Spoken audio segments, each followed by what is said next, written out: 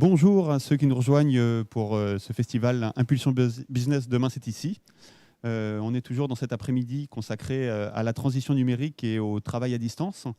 Après un premier atelier en début d'après-midi qui était consacré au bien-être numérique et un deuxième atelier qu'a animé Sandrine qui lui était consacré au management à distance.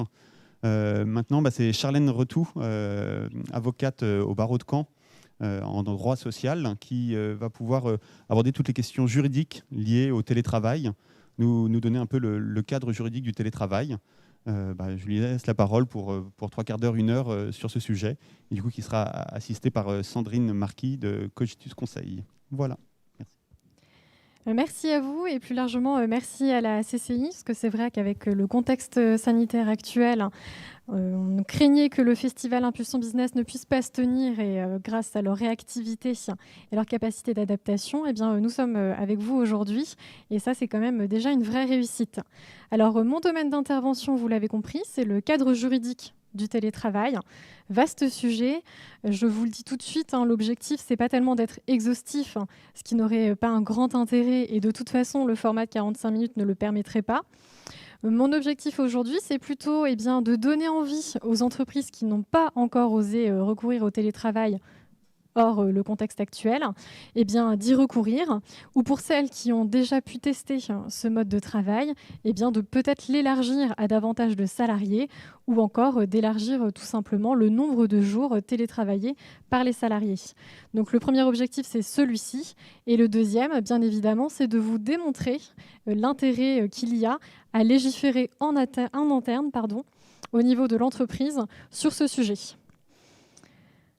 Pour répondre à ces objectifs, j'ai préparé un plan, parce que vous le savez, les juristes, on est très cadrés, donc un plan est toujours nécessaire. Je vous rassure, ce sera quand même un peu plus vivant et un peu plus dynamique. Simplement, il m'apparaissait quand même important aujourd'hui de vous parler de l'évolution législative, donc pas forcément, bien évidemment, pour vous faire toute la revue des lois, des textes qui sont sortis sur le sujet, parce que là encore, il n'y aurait pas un grand intérêt. Je vais perdre beaucoup d'entre vous, et c'est normal, parce que en soi, ce n'est pas intéressant. Par contre, ce qu'il est intéressant de voir, c'est que finalement, ça fait déjà longtemps que la France s'est intéressée à ce sujet, et pour autant, on a peiné à donner envie aux entreprises de recourir au télétravail. Alors, le télétravail, déjà, qu'est-ce que c'est ? Finalement, c'est le travail qui est réalisé en dehors de l'entreprise, avec les moyens de communication et informatique d'aujourd'hui.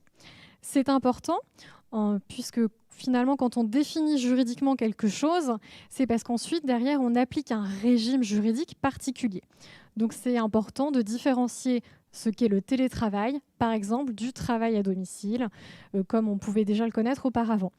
On sait qu'on est dans une situation de télétravail lorsque ce travail est réalisé soit à domicile, mais même plus généralement en dehors de l'entreprise, avec les moyens de communication actuels.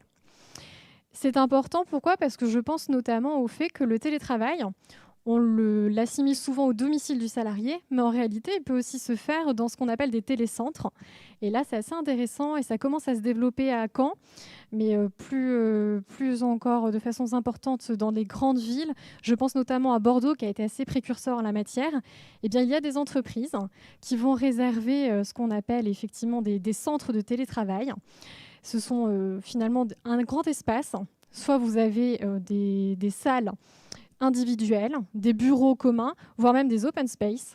Et les entreprises, plusieurs entreprises, peuvent réserver à la journée, à la semaine, pour quelques heures, ces espaces. Et ça permet en fait aux salariés non pas de travailler au sein de son entreprise, mais au sein de ces télécentres qui sont peut-être plus proches de son lieu de domicile que par exemple le siège social de l'entreprise. Donc là, il y a encore un petit travail à faire au niveau de Caen, mais ça commence à se développer. Donc je voulais vous en parler parce que c'est une solution aussi très intéressante pour développer le télétravail. Sur le cadre législatif, simplement vous dire que ça fait quand même assez longtemps, plusieurs années, que le législateur français s'est intéressé à la question du télétravail. On a d'abord eu un accord national interprofessionnel en 2005, qui a été conclu par les partenaires sociaux, sous l'influence de l'Europe. On le sait, l'Europe maintenant, elle a vocation à intervenir de plus en plus dans les droits internes. Ça a été le cas pour le télétravail. Mais finalement, cet accord est resté lettre morte. Il y a donc eu une loi de 2012 qui n'a finalement pas facilité la situation, puisque cette loi s'appliquait, tout en nous disant que l'accord de 2005 s'appliquait. Donc on avait finalement un ensemble de textes qu'on devait sans cesse comparer pour savoir ce que l'on pouvait ou pas mettre en place. Donc la loi de 2012 n'a rien simplifié, et on l'a vu, finalement les entreprises mettaient parfois en œuvre le télétravail, mais en dehors de tout cadre réglementaire et en tout cas tout cadre interne à l'entreprise. La loi de 2016 a tiré les conséquences de ce flou artistique, de ce flou légal, et elle a voulu cadrer les choses et réglementer davantage le télétravail pour aussi permettre aux entreprises d'avoir plus de prévisibilité juridique.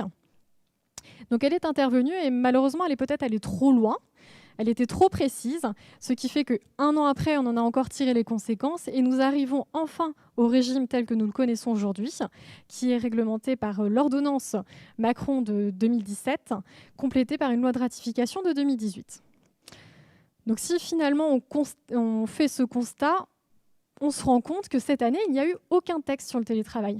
Et ça, c'est important de le dire. En réalité, on a demandé aux entreprises de recourir au télétravail pendant l'état d'urgence sanitaire, pendant le confinement, et encore à l'heure actuelle aujourd'hui. Mais il faut voir qu'il n'y a pas eu d'évolution législative. Contrairement à ce qu'on a pu entendre, que le télétravail était obligatoire, il n'y a eu aucun texte en ce sens. Donc c'était ce que je voulais vous mettre en évidence aujourd'hui. En réalité, on nous a dit que le télétravail était obligatoire. Il est en réalité encouragé par le gouvernement. Encouragé puisque, je vous l'ai dit, le cadre juridique du télétravail n'a pas été modifié cette année. Et plus encore, et ça aussi c'est important de le dire, eh bien, la situation d'épidémie avait déjà été envisagée par le Code du travail.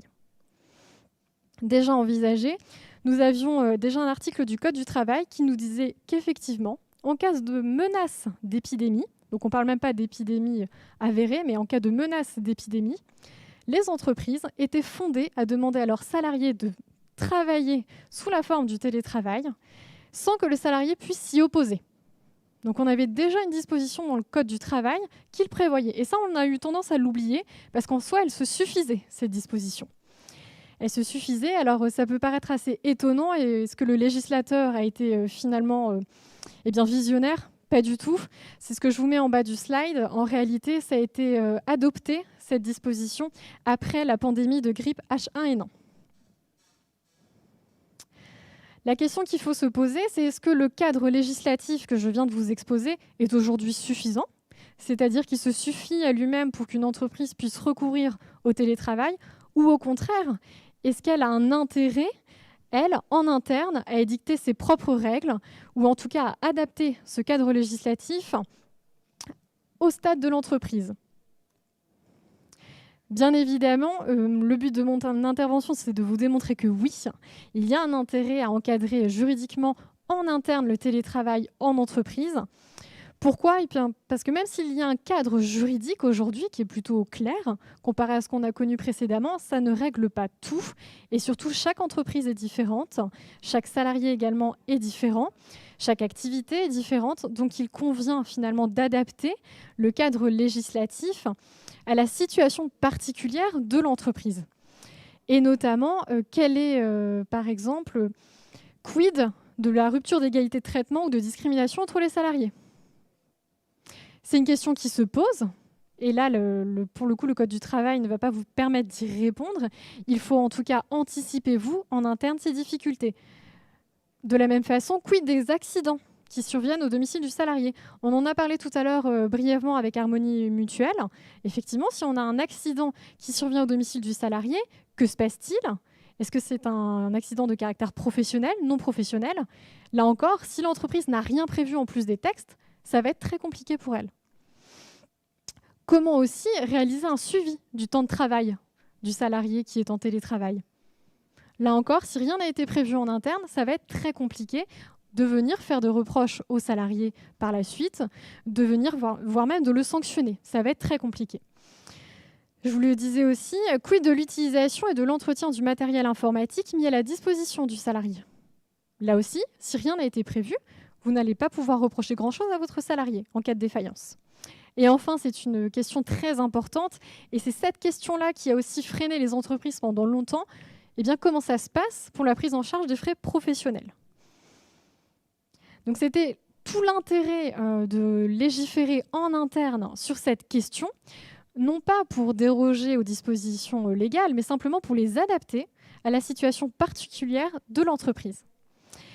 Et la mise en place du télétravail au sein d'une entreprise, ça nécessite, on l'a compris, la mise en place d'outils numériques informatiques, comme Sandrine a pu en parler, comme Martial vous en parlera tout à l'heure, mais ça nécessite aussi un cadre juridique. Là encore, j'ai voulu que ce soit pratique. Donc finalement, je vous ai posé toute une série d'étapes qui conviendra à vous de respecter si vous envisagez de mettre en place le télétravail au sein de votre entreprise. Ça passe par plusieurs étapes. Tout d'abord, il faut se poser les bonnes questions. Et c'est quand on s'est posé ces questions-là qu'on va pouvoir déterminer quel est le cadre juridique adapté à mon entreprise, mais aussi ce que je mets dans ce cadre juridique, c'est le contenu.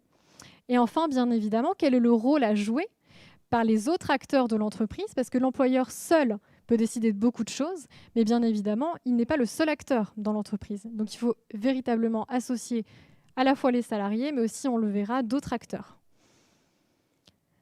Sur l'étape numéro 1, qui consiste à se poser les bonnes questions, moi, typiquement, quand je reçois un client ou qu'un client me contacte en me disant qu'il veut sécuriser la pratique du télétravail dans son entreprise, pour identifier ses besoins, je lui pose une série de questions qui, en réalité, doivent être posées à chaque fois que c'est envisagé.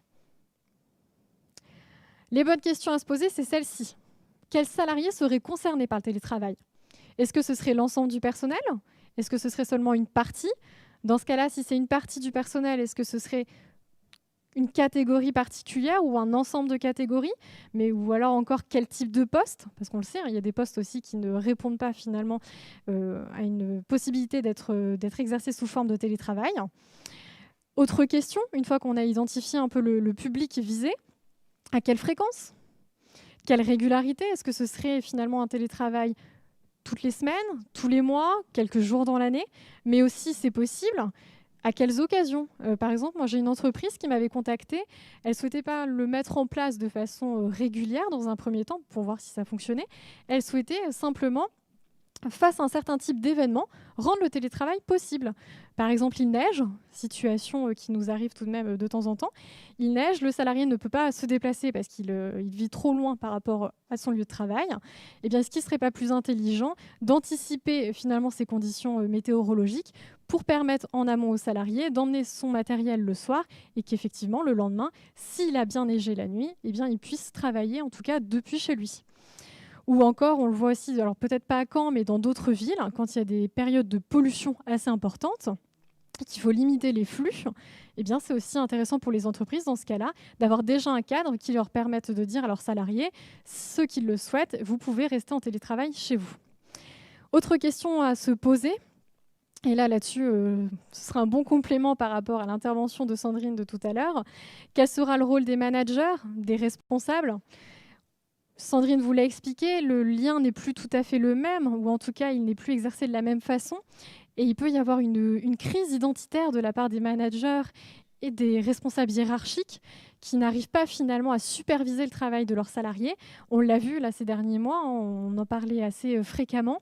Donc, est-ce qu'il ne faudrait pas, en amont de la mise en place du télétravail, organiser une réunion d'information ou une formation en tant que telle sur le management à distance, comme Sandrine nous l'a expliqué tout à l'heure? Également, il faudra aussi vous demander, et ça c'est un préalable nécessaire à la mise en place du télétravail dans toute entreprise, quelle est la configuration de mon entreprise? Est-ce que j'ai des représentants du personnel ou non? Des délégués syndicaux, un comité social et économique? La mise en place du télétravail ne va pas être la même, selon la réponse apportée. Et Charlène, quand on entend aujourd'hui les entreprises qui se questionnent sur la mise en place du télétravail, une des questions qui revient justement, tu l'as évoqué sur les catégories de salariés, est-ce qu'il y a des critères qui définissent des métiers télétravaillables? Alors, tout va dépendre de l'entreprise. C'est pour ça que c'est très important d'avoir un cadre juridique adapté à chaque entreprise. Parce que finalement, si vous, par exemple, vous souhaitez mettre en place le télétravail de façon collective, il sera nécessaire d'élaborer un document, on y reviendra, une charte ou un accord d'entreprise, pour fixer des critères objectifs permettant aux salariés de déterminer si oui ou non ils répondent tout simplement à la possibilité d'exercer leurs fonctions sous la forme de télétravail. Et ça, c'est important de le rappeler. On y reviendra tout à l'heure, mais effectivement, si on n'a pas de critères objectifs à l'avance, il sera très compliqué pour l'employeur de refuser ou d'accorder le télétravail demandé par l'un de ses salariés. Donc, je l'ai dit tout à l'heure, naturellement, il y a des postes, on le sait, qui sont exclus du télétravail parce que par nature, ce n'est pas compatible. Et il y a des postes où la frontière entre les deux, c'est un petit peu plus compliqué. D'où la nécessité d'avoir un cadre préalable juridique bien posé. Alors, si je peux me permettre également, on a une question effectivement sur le chat. Tu as évoqué le travail à domicile, tu as évoqué le travail donc, dans différents lieux, tu as parlé de télécentres de travail. Quelle différence fait-on finalement entre ces différentes choses, entre le télétravail et puis le travail à domicile, le travail à l'extérieur ? Alors, le télétravail se définit vraiment par l'utilisation des moyens de communication, des outils numériques et de l'informatique. C'est ce qui permet de considérer qu'on est bien dans une situation de télétravail.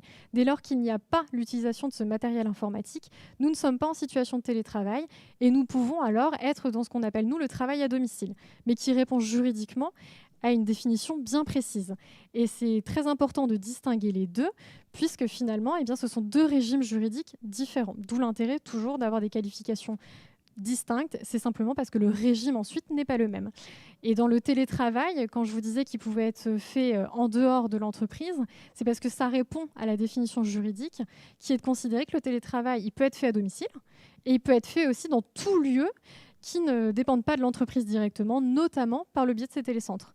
Pour autant, on répond toujours à la définition juridique du télétravail, qui est que le travail est effectué en dehors de l'entreprise avec des moyens toujours d'informatique et numérique. Voilà la différence finalement entre le télétravail et le travail à domicile. Et encore une fois, ça a une importance puisqu'on détermine le régime juridique applicable. Alors l'étape numéro 2, une fois qu'on s'est posé les bonnes questions, finalement qu'on a identifié les catégories de salariés qu'on souhaite rendre éligibles au télétravail, qu'on a défini qu'on a répondu à toutes ces questions, la fréquence et bien également le rôle des managers, et si ce rôle peut s'exercer à distance, mais Sandrine nous a dit bien évidemment toujours oui. Eh bien la question est, quelle est la source juridique ? Quelle est la source juridique de mise en place du télétravail ? Eh bien finalement, il y a 3 possibilités.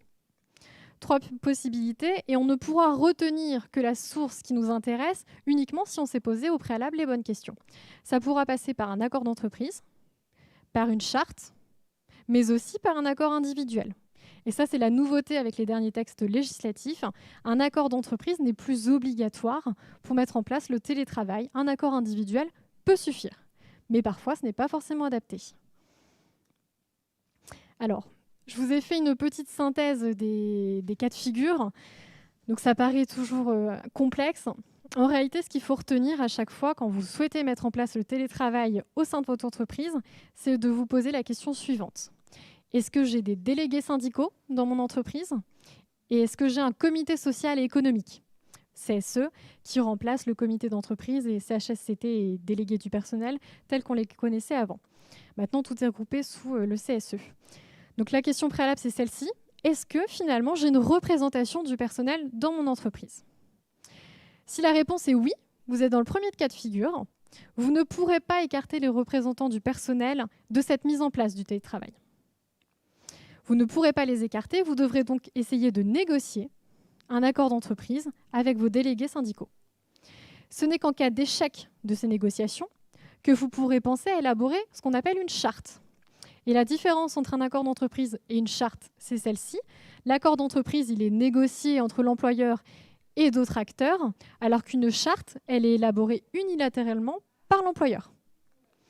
Donc la charte ne peut être envisagée qu'en cas d'échec de négociation d'un accord d'entreprise.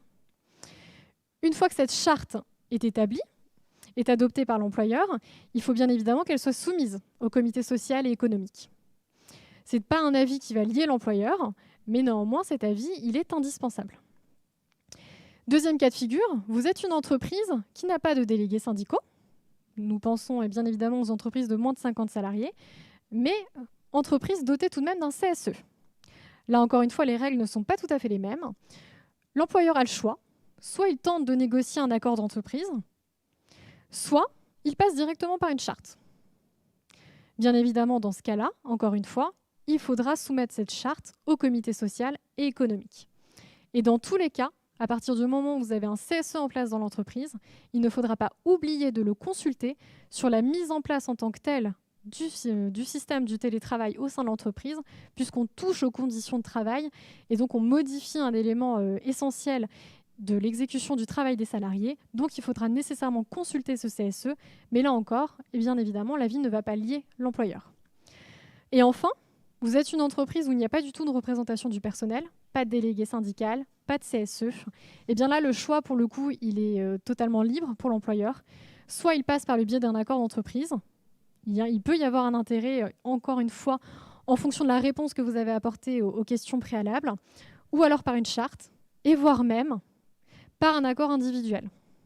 Mais ce qu'il est important de rappeler, c'est que l'accord individuel, en réalité, il peut toujours être choisi par l'employeur. C'est-à-dire qu'on n'a plus d'obligation maintenant de mettre en place le télétravail par accord d'entreprise ou par charte. On peut directement passer par un accord individuel.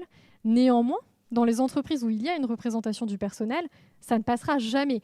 Les représentants du personnel ne comprendront jamais qu'ils sont exclus de ce système de travail. Donc de toute façon, il y aura forcément une négociation dans les faits qui se fera avec la représentation du personnel. Mais c'est quand même bon de le rappeler, on n'a plus d'obligation maintenant d'avoir un accord d'entreprise préalable.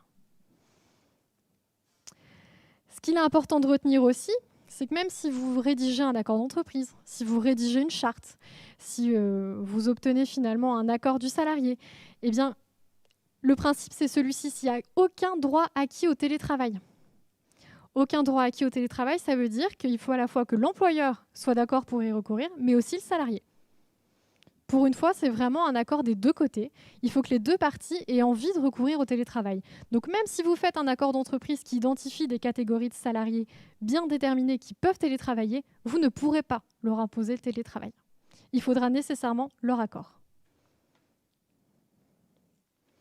La troisième étape, c'est finalement s'interroger sur le contenu. Qu'est-ce que je vais mettre dans mon accord d'entreprise ?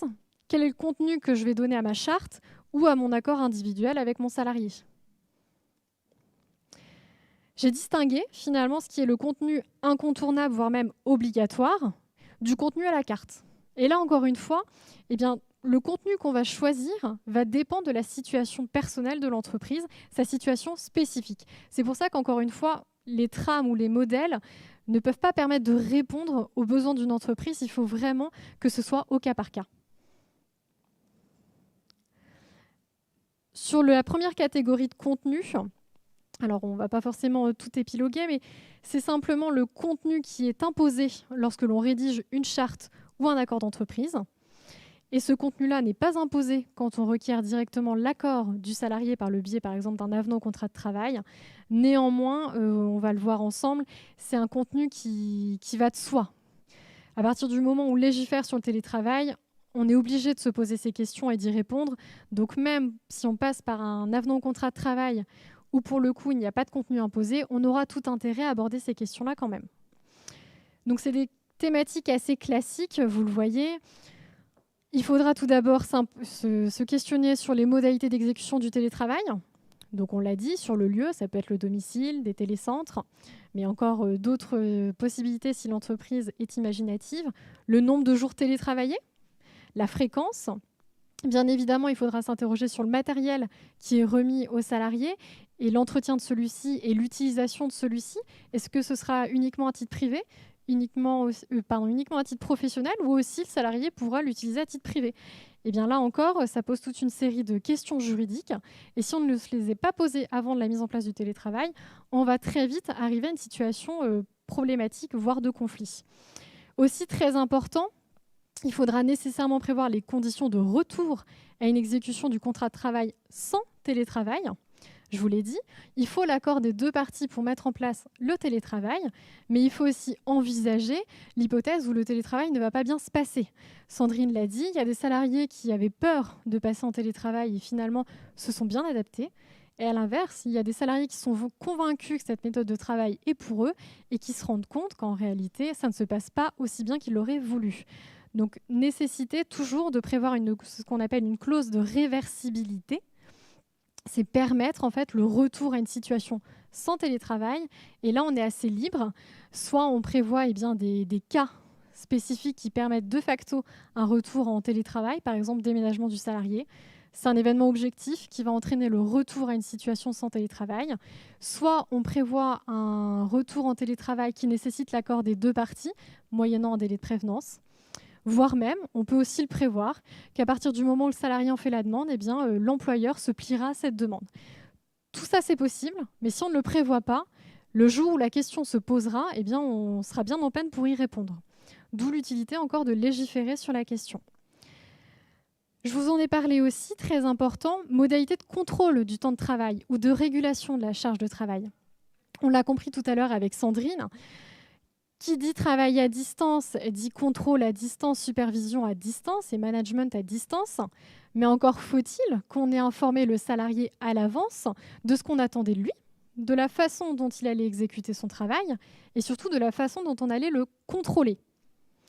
On peut mettre en place plein de choses. On peut mettre en place des outils informatiques de pointage, c'est possible. On peut mettre en place aussi des outils permettant de vérifier les temps de connexion. Mais si vous n'en avez pas informé au préalable vos salariés, vous ne serez pas fondé à vous en prévaloir en cas, par exemple, de contentieux. Imaginons un contentieux sur de l'insuffisance professionnelle. Si le salarié n'a pas été informé au préalable des outils de contrôle qui ont été mis en place par l'employeur ne pourra pas s'en servir. Donc encore une fois, utilité de prévoir en interne ce qui sera mis en place pour contrôler l'activité du salarié. Je vous l'ai mis aussi, détermination des plages horaires, on y reviendra. Ça a un véritable intérêt, comme l'a dit Harmonie Mutuelle tout à l'heure, sur la question des accidents du travail. On le verra, si on ne détermine pas des plages horaires durant lesquelles l'employeur peut contacter le salarié, ça va poser une problématique pour déterminer si l'accident est d'origine professionnelle ou non professionnelle. Contenu à la carte, quand effectivement on décide de mettre en place le télétravail par un avenant au contrat de travail, il n'y a pas de contenu imposé, il n'y a pas de mention obligatoire, mais on aura encore une fois tout intérêt à s'inspirer des mentions obligatoires des chartes et des accords d'entreprise pour élaborer notre avenant au contrat de travail, car encore une fois, ça permettra d'anticiper des difficultés juridiques et des situations problématiques. Chose très importante à savoir, quand on décide d'exclure la charte ou l'accord d'entreprise et de recourir finalement à un accord individuel, peut-être par exemple parce qu'on a une petite partie des salariés qui seraient concernés par le télétravail, donc ça n'impose pas de rédiger un cadre collectif. Il faut savoir qu'en réalité, les textes ne nous imposent pas de passer par un avenant au contrat de travail. Les textes nous disent que finalement, ça peut être mis en place par tout moyen. Donc y compris par SMS, mail, voire même par un appel officieux entre le salarié et l'employeur. Et ça, c'est important parce qu'il y a eu une véritable évolution législative là-dessus. Aujourd'hui, imaginons une salariée qui tombe en panne de voiture et qui ne peut pas regagner son lieu de travail car il est trop éloigné de son domicile. Il lui suffit le matin d'appeler son employeur et de lui demander si finalement elle peut faire du télétravail ce jour-là. À condition d'avoir le matériel informatique déjà avec elle, ce sera une possibilité, l'employeur pourra toujours répondre oui. Donc il faut le savoir, le télétravail de dépannage ne suppose pas finalement un cadre juridique très précis. Il faut simplement être ensuite à même de prouver qu'il y a bien eu un accord entre le salarié et l'employeur de recourir ponctuellement au télétravail. Le dernier point que je voulais voir avec vous sur la mise en place du télétravail, une fois qu'on s'est posé les bonnes questions et qu'on a déterminé si on allait passer plutôt par une charte ou par un accord d'entreprise ou un accord individuel et qu'on a déterminé le contenu de ce support, quel va être le rôle des autres acteurs de l'entreprise. Très brièvement, je vous l'ai dit, si vous avez un CSE dans l'entreprise, vous ne pourrez pas l'exclure de la mise en place du télétravail. Quand bien même vous décideriez de passer par un accord individuel avec les salariés concernés, ce qui demeure possible, vous devrez le consulter sur la mise en place du télétravail au sein de l'entreprise afin qu'il donne son avis sur ce nouveau mode de fonctionnement.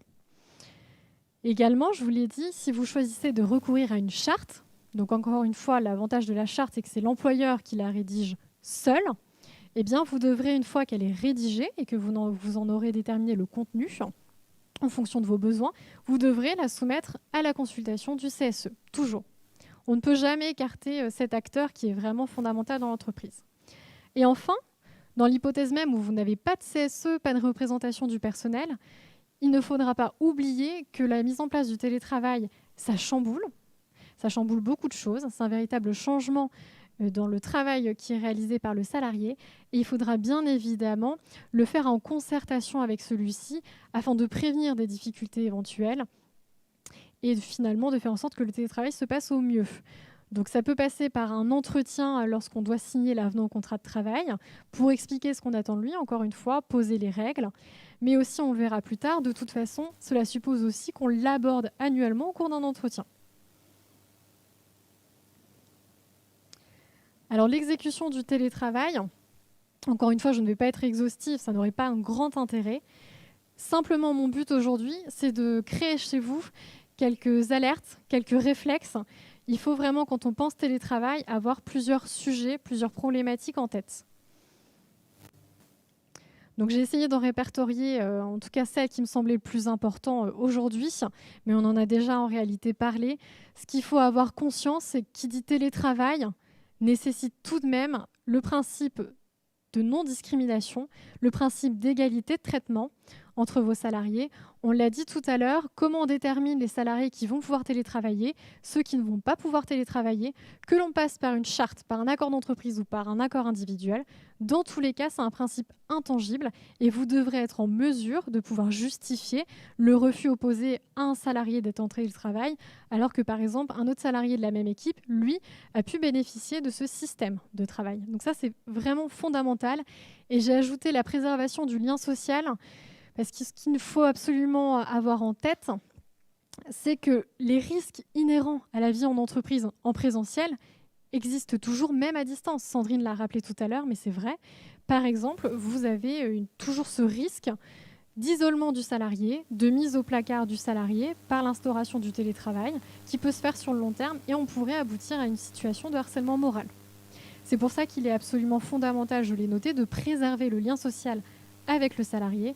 Et par exemple, dans l'hypothèse d'un salarié qui serait quasiment à 100% télétravail, il est impératif de prévoir tout de même des jours, peut-être une journée par mois, 2 jours par mois, où il devra exercer ses fonctions en présentiel à l'entreprise pour garder ce lien avec ses collègues.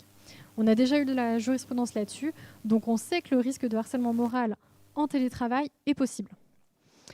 Je vous en parlais tout à l'heure, ça va dans le même sens, exigence d'un entretien annuel. Ça, c'est les textes qui nous le disent. Il faudra le faire le point tous les ans sur la charge de travail, le suivi du travail, est-ce que le salarié a finalement réussi à mener à bien ses missions, sinon pourquoi.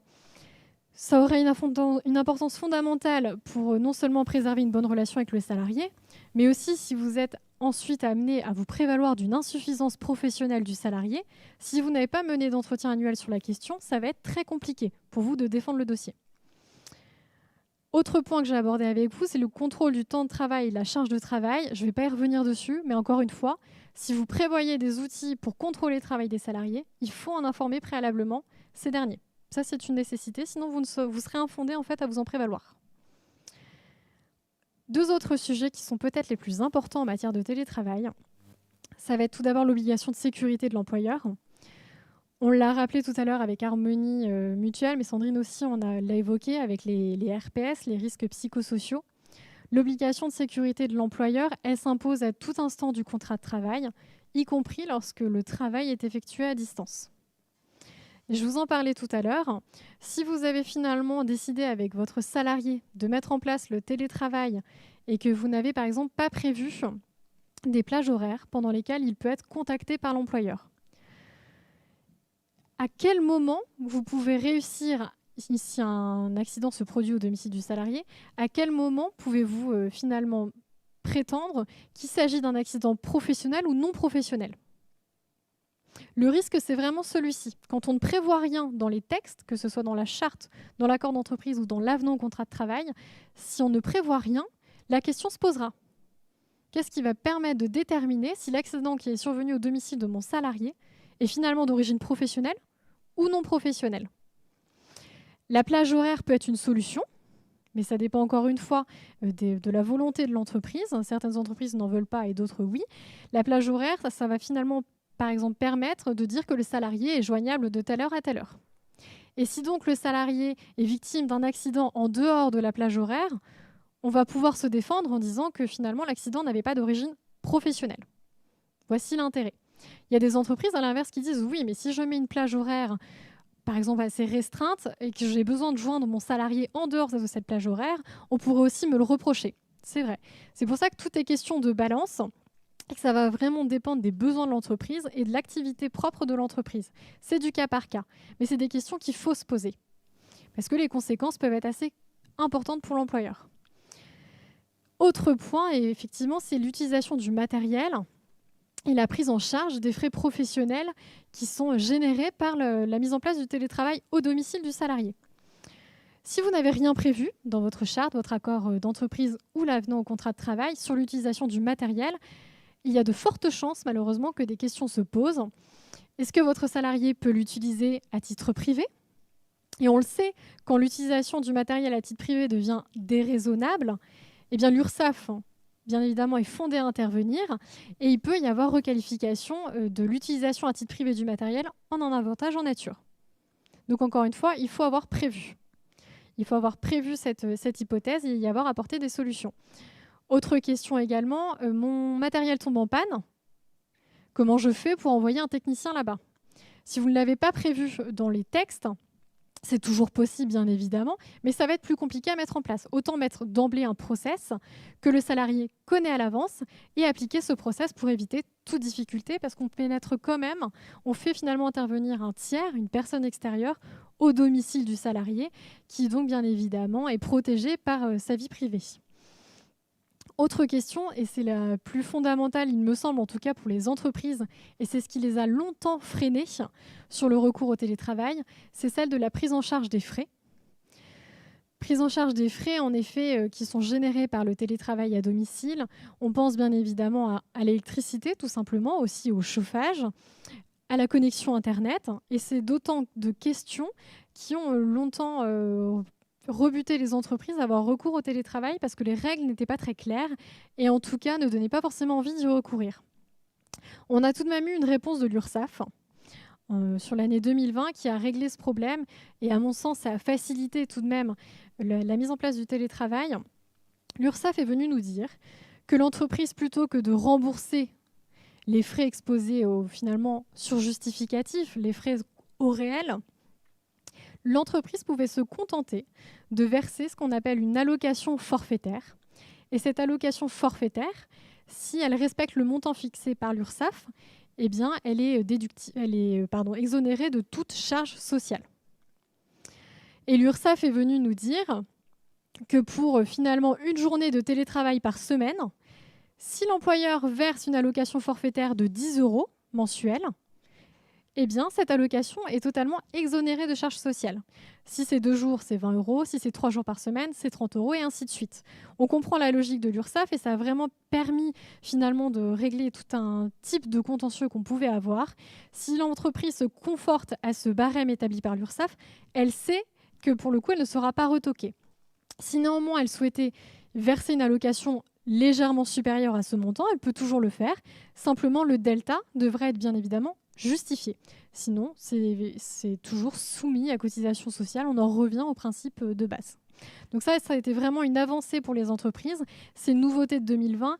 La position de l'URSSAF a le mérite de rendre les choses plus claires en la matière. Et il est vrai que ça permet aux entreprises, finalement, eh bien d'avoir un peu plus d'entrain pour ce système de travail. Alors, Charlène, on a une question sur le chat. Effectivement, tu parlais des horaires et de la définition des horaires en situation de télétravail. Alors, supposons que la personne ait un accident dans son garage ou à la cuisine ou dans son salon, alors qu'on est bien dans ces horaires de travail prédéfinis. Est-ce qu'il n'est pas difficile, justement, de déterminer la frontière entre le travail et la vie privée ? Alors tout à fait, c'est une vraie problématique. On le sait de toute façon, même en dehors de toute situation de télétravail, la frontière est toujours compliquée. Ce qui va changer, c'est qu'on a tout de même l'application des règles de droit commun à la situation de télétravail, c'est prévu. On nous dit que finalement, relève de l'accident du travail, l'accident qui est survenu sur le temps de travail et au lieu de travail. Donc ici, ce sera le domicile du salarié. Mais que se passe-t-il finalement quand la frontière est assez difficile à distinguer, et c'est le cas que vous exposez, eh bien, ça va être toute la difficulté en fait, de la question. Et pour le coup, par exemple, prenons le cas d'un salarié qui, certes, est dans la plage horaire et qui est en train de télétravailler, mais qui serait victime d'une chute. Est-ce que cette chute, elle a été causée, par exemple, par le salarié qui montait sur une chaise pour récupérer un dossier qu'il aurait mis en hauteur, ou alors est-ce que c'était une bannette de linge? Ça peut paraître bête, mais ce sera des questions pratico-pratiques auxquelles les juges devront répondre. Est-ce que c'est un accident du travail ou non? Alors, on sait quand même que la législation et la jurisprudence en matière d'accident du travail est assez dense et elle est assez favorable aux salariés. Néanmoins, l'avantage d'avoir une plage horaire, c'est que la présomption s'applique. C'est-à-dire que le salarié est supposé avoir travaillé au moment où il a été victime de l'accident. Et après, bien évidemment, il y a toujours la possibilité pour l'employeur d'émettre ce qu'on appelle des réserves et de dire que selon lui, non, le salarié, certes, était bien dans la plage horaire de travail, mais faisait autre chose que son travail. Et donc, dans ce cas-là, que la législation sur les accidents du travail ne doit pas s'appliquer. Mais encore une fois, tout va être question de preuve et d'appréciation, bien évidemment.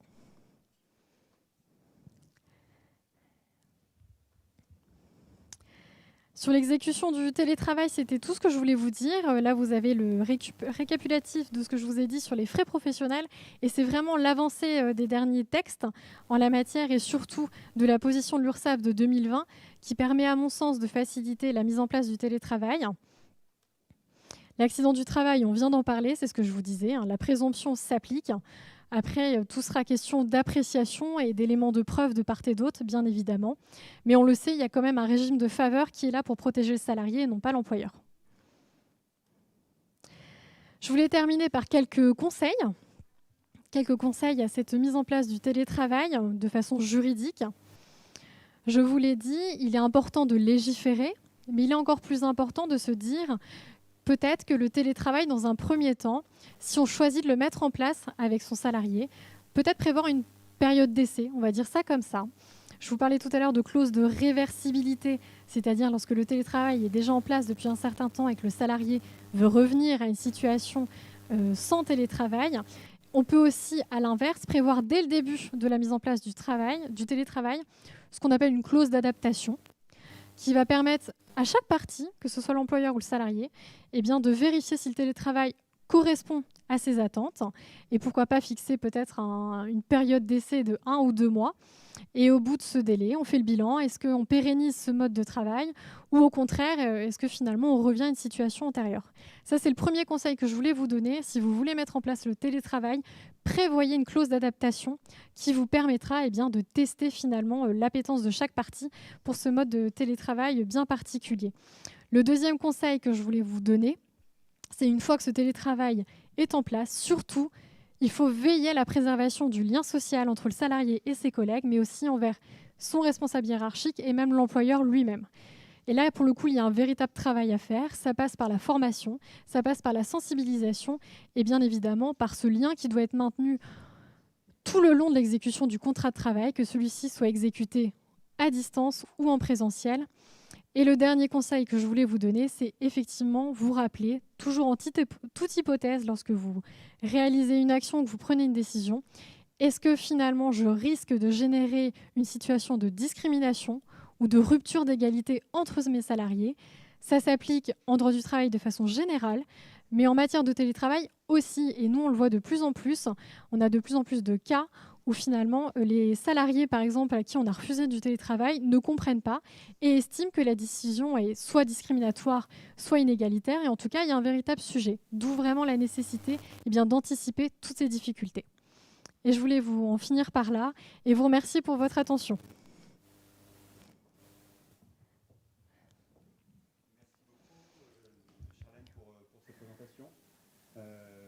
Je pense que toutes les personnes ont pu avoir réponse à leurs questions sur tout ce qui concerne le droit et tout le travail.